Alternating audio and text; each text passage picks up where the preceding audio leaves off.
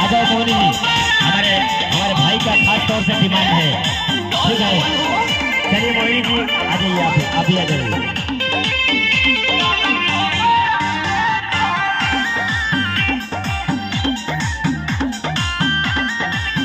हाँ, क्या बात है, क्या बात है।